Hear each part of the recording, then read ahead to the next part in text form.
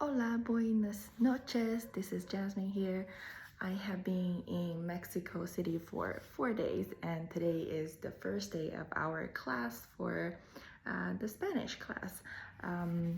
Last Friday, we took the exam for determining the level of everybody's Spanish skill, and I was put into level 1 because I only learned Spanish for like 1 month on YouTube and 1 month on Duolingo, but it helped. I do find it's really hard to keep learning by yourself on YouTube because the grammar, when it gets harder, it's so hard to keep the self-discipline to keep going on, and there's no interaction with the teachers. It just gets so boring. So I enrolled into this program online a few weeks ago and got on the airplane, and here we are. Very excited. So last Friday we got this few pages of what we are expecting from this program. Like, it's 6 weeks, and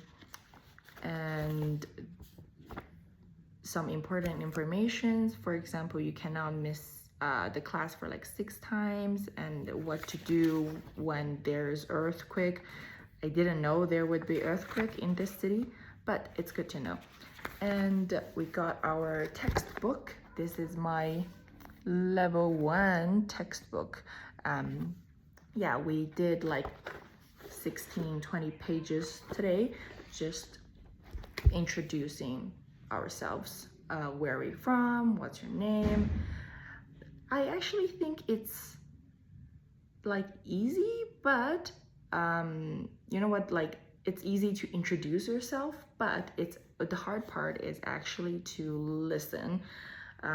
I do find when I'm out in the street, when I'm in a class, yes, I know somehow to express myself simply, but the very most like hard thing for me is to understand what people are asking.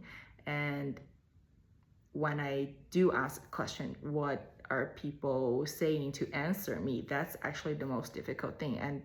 And I do understand now why am I putting into this level, because my listening skill is definitely not enough to go on a more difficult level. And we also did some like training for like this is my note. We're like, okay, introduce yourself. And today's homework, we have homework already on day 1. It's to describe our country's flag. I feel like I'm like in elementary school for first day. It's great. The teacher is very patient. They teach everything in Spanish. That's why I said listening skill is very important, because still like but I could understand most of what she said because she speaks slowly. Also, knowing English well helps a lot. There are a lot of words in Spanish are similar to English words, I do think so. Yeah, and I was trying to get myself involved into more activities, so I went to the community center around where I live.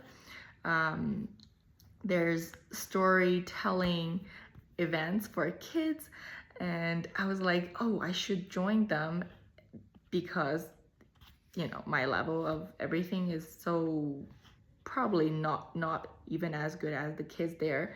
I booked, like, I told the teacher that I want to join, and she for sure welcomed me, which is really nice.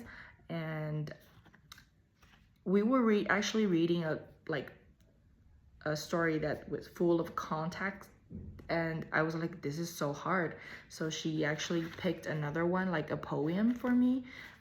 It's mostly like pictures and very few words, but even that is very hard for me. Like, a lot of vocabularies, most of the vocabularies, I do not know them.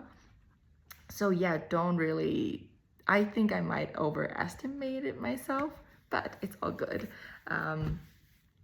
Because more and more when I listen to people speaking, like in the beginning, I have no idea what are they talking about. Like the whole sentence does not make sense to me. I can only understand the first one, like como, like how or que, what, and the rest are just mumblings to me. But now, more and more, I can catch some important words.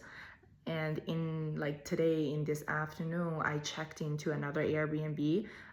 The host actually was talking to me about like the kitchen or stuff like that. I had to ask her to repeat twice or three times, and I actually could understand at my third time. I'm like, wow, interesting. It was delaying, like it actually, like all these information would go into your ears and your brain. It take time. And I have only learned this for like 1 month. Honestly, yeah, I'm really happy where I am right now. But let's see where it goes.